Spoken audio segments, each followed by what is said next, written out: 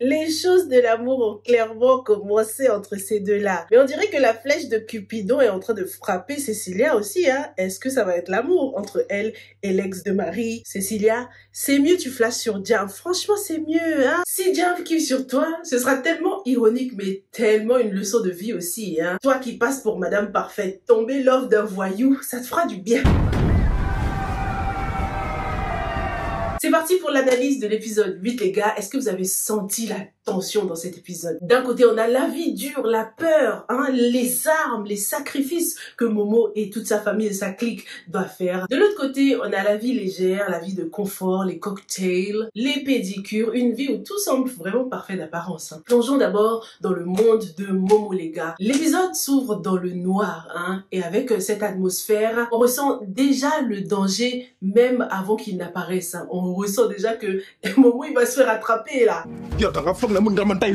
Et quand Diam et ses hommes attrapent Momo, oh non, moi j'ai eu peur, hein. C'était trop de tension. La menace avec l'arme aussi était vraiment ouf. Momo a eu droit à un bizutage, hein, à un baptême de feu là. Et là on comprend que Momo fait désormais officiellement partie du gang des délinquants. Momo fait partie d'un des pions du jeu de Diam, parce que c'est Diam qui contrôle là. Ça me rappelle tellement ce que je vous avais dit par rapport à la petite ruelle où Momo habite. Quand Diam l'avait attrapé dans cette ruelle, tu sais, c'était tellement une métaphore du banditisme, tellement un reflet du monde de Diam, tu sais, une fois qu'on y entre, difficile d'en sortir. Et cette scène avec Diam qui menace Momo et tout ça avec cette arme, elle est tellement choquante, hein. J'ai tout de suite pensé aux jeunes qui doivent être dans les situations comme Momo là, tu sais, un mec qui est entré dedans pour se faire un peu d'argent et maintenant ça y est, il est piégé, hein, il est pris au piège. En plus à cet âge là, voir une arme là pour la première fois, de toute façon peu importe l'âge, voir une arme d'aussi près, ça impressionne. Voir Momo en plus à genoux comme ça, c'est humiliant pour lui qui représente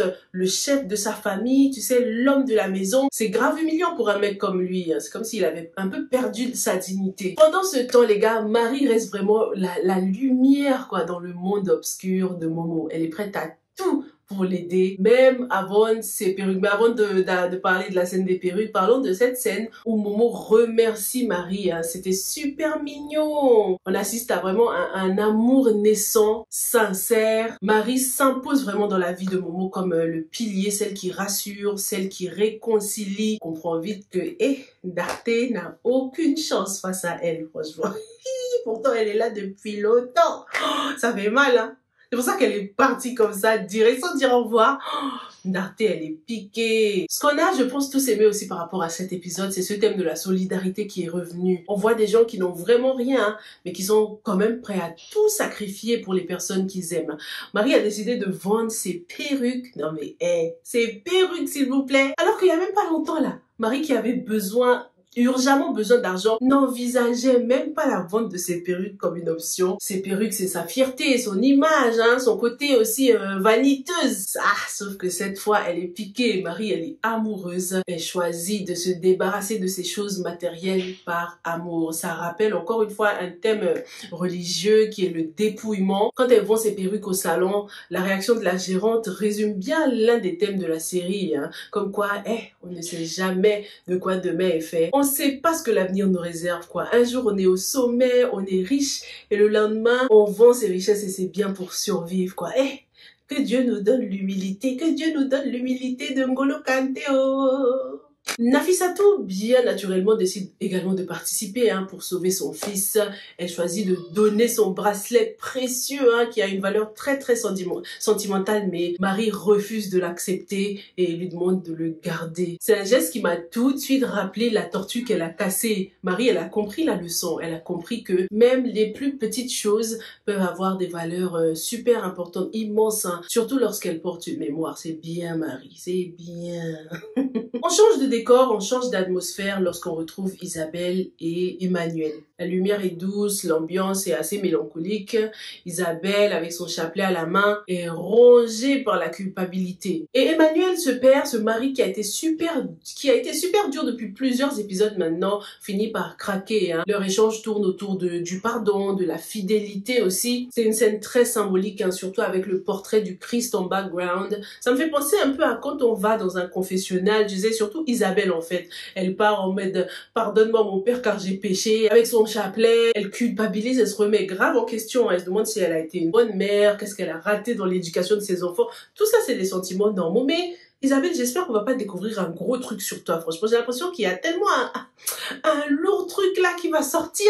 On verra bien. En tout cas, Emmanuel, lui, reste campe sur sa décision. Hein. Il compte respecter les paroles de sa mère. C'est bon, on a compris, Emmanuel. Toi aussi, t'abuses. Il est super dur. Hein. C'est vrai qu'une mère, c'est sacré, c'est important. Mais franchement, quand on construit une famille, cette famille devient notre priorité. La famille que tu fondes doit passer avant la famille d'où tu viens. Emmanuel a été trop dur avec sa petite dernière. Il aurait pu l'exclure sans l'abandonner totalement comme ça dans la rue. En plus, on se met à la place de Marie. Elle fait la guerrière pour l'instant, mais ça se voit qu'elle est blessée, quoi. Pour quelqu'un qui a toujours été entouré de tous les membres de sa famille, se retrouver seule comme ça devait être un choc trop violent. Dans cet épisode, on découvre enfin la faiblesse de Cécilia la parfaite. Elle est toujours élégante, elle est belle, elle est gentille, elle a de l'argent, mais la meuf, elle est jamais satisfaite en fait. Le problème de Cécilia, en fait, c'est qu'elle se compare trop aux gens. Elle se compare trop aux autres. C'est ça son problème. Tant que tu te compares, tu seras jamais heureuse malgré tout l'argent que tu fais, malgré tous tes accomplissements. C'est ça qui t'empêche d'être heureuse, Cécilia. C'est parce que tu te comparais à ta petite sœur que maintenant t'es pressée pour te marier comme ça, parce qu'elle allait se marier avant toi. Quand elle croise cette ancienne connaissance qui est accomplie, qui est mariée aussi et qui a des enfants, ça la pique grave dans son orgueil. Hein. Malgré tout ce qu'elle a accompli, sans mari et sans enfant, Cécilia a l'impression de n'avoir que la réussite. Elle se sent seule, elle a envie d'une vie de famille en ce moment et cette solitude-là, elle a été tellement bien représentée au resto, tu sais, juste avant que l'ex de Marie arrive. On voit Cécilia toute seule assise comme ça sur cette table. Elle est énervée, elle passe une mauvaise journée et du coup la serveuse, la pauvre serveuse devient une victime de sa frustration. Ah, comment j'aime pas les trucs comme ça. S'il y a un truc que je déteste, c'est ça. Les gens qui traitent mal ceux qui les servent là. Oh, purée, je peux vomir. Déjà que la personne, elle se sent déjà un peu inférieure dans le sens où elle te sert, tu vois, elle est comme à ton service un peu quand elle travaille au resto. Et toi, tu viens en rajouter en lui criant dessus, en lui parlant comme ça, quoi. Ça en dit long sur la façon dont Cécilia traite les gens dans sa vie, de manière générale. Et le moment clé, bien sûr, c'était l'arrivée, la rencontre avec l'ex de Marie. Hein. Son petit face-à-face, tête-à-tête, là, c'était comme si elle prenait sa revanche que, ah, enfin, ça y est, je l'ai eu, tu sais. Marie est enfin out of the picture. Comme si maintenant que Marie n'était plus là, Cécilia pouvait enfin avoir ce qu'elle a toujours voulu. En plus, pour encore plus la faire rêver, le mec, il m'a énervé, lui, comment il a trop parlé, tu dis pas les trucs comme ça. Il lui avoue qu'à la base, c'est elle qui l'intéressait, mais comme il a passé plus de temps avec Marie, bah, il a fini par l'aimer. Si Marie n'était pas là, lui et Cécilia seraient déjà mariés, ils auraient déjà eu des enfants à cette heure-ci, mais tu peux te la boucler. Il l'a fait tellement rêver. C'est très dangereux, ça. Hein. Tu dis des choses comme ça si t'es vraiment intéressé par la personne à qui tu parles, hein, monsieur. Ah, il l'a fait rêver, là, les gars. Il lui a paint the perfect picture en mode, oui, nous serions déjà mariés. On ne t'imagine ça. On aurait déjà des enfants. Mais pourquoi tu... Est-ce que t'as demandé tout ça? Il est trop dangereux, lui, et je suis bien contente que Marie ne se soit pas mariée avec lui, finalement. Est-ce que si Marie était là, elle aurait aimé t'entendre dire des choses comme ça? C'est trop irrespectueux, les trucs comme ça, tu le gardes pour toi au fond de ton cœur, derrière là-bas, et tu l'enfermes avec 3 cadenas, tu jettes les clés. Il a tellement fait rêver Cécilia, il lui a dit tout ce qu'elle rêvait d'entendre. Ça se voit qu'elle le kiffe, sinon elle aurait coupé court à cette conversation, parce que c'est pas quelque chose que tu dis. Par respect pour ma sœur, non, me dis pas les choses comme ça, tu vois. C'est ce qu'elle aurait pu dire. Cécilia aime ce mec. Elle l'a toujours aimé et elle est prête à prendre la place de Marie. Monsieur, tu sais pas ce que t'as réveillé, toi.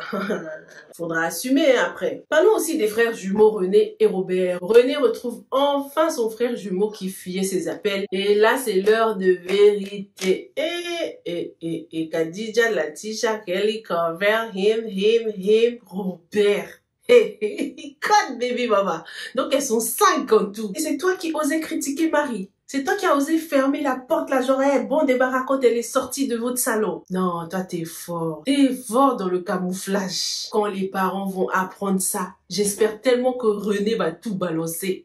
non, il est irresponsable. En plus, à cause de Robert, l'entreprise qu'il gère avec son frère risque de s'effondrer. Hein. Il faut trop que René dise tout à son père, hein, ou à sa mère. Non, il faut qu'il dise pour que les parents réalisent qu'ils ont été trop durs avec Marie parce que ses frères et sœurs ont fait pire qu'elle. Dites-moi ce que vous avez pensé de cet épisode. Est-ce que vous pensez que Marie pourra sortir Momo des griffes de Dianf? Et en ce qui concerne Cécilia, a-t-elle le droit d'aimer, de kiffer sur l'ex de sa sœur? Merci beaucoup et on se retrouve dans la prochaine. Stay safe and stay blessed. Bye!